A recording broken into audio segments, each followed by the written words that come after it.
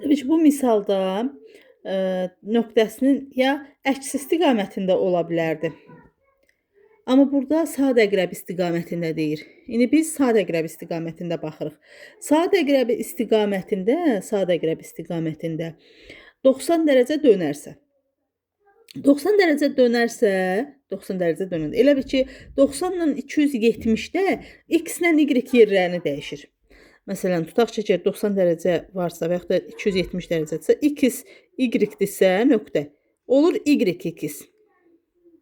İşarələri isə işarələri isə əgər 90 dərəcədirsə, 90 dərəcədirsə, 90 dərəcədirsə yerləri dəyişir. X, y olur y(x). Və 90 dərəcə döndükdə x-in işarəsi dəyişir. -x. Yəni x, y nöqtəsi 90 dərəcə amma yenə deyirəm, bu koordinat daha doğrusu saat əqrəb istiqamətində əsasləndir. Saat əqrəb istiqamətində. Saat əqrəbinin əksi istiqamətində artıq bu qayda keçməyəcək. Orada artıq başqa cür olacaq. Saat əqrəb istiqamətində dediyinə görə, saat əqrəb istiqamətində dediyinə görə x-lə y yerini dəyişdi, həm də x işarəsini dəyişdi. Yəni bu nöqtəyə keçəcək. Dönmədə. İndi bizdə verilib nöqtə 2-3, M nöqtəsi 2-3. X-lə y yerini dəyişir. Yəni -3, 2. Bu formada dəyişirlər. Həmçinin burada x 2 idi, onun da işarəsi dəyişir. -3, -2.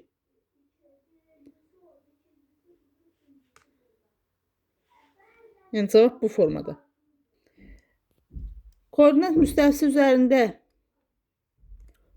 olduğunu göstərəndə isə, yəni o üsulla misal həll eləməyə çalışsaq,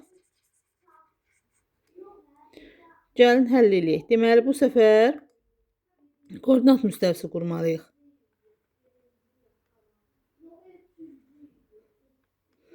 Bildiniz ki, bura y-dir, bura x-dir. X oxudu. X-i 2, y-i -3-dür. X oxu üzərində 2-ni qeyd eləyirəm. Y oxu üzərində -3-ü qeyd eləyirəm. Bunların kəsişməsi düşür. M nöqtəsi bura.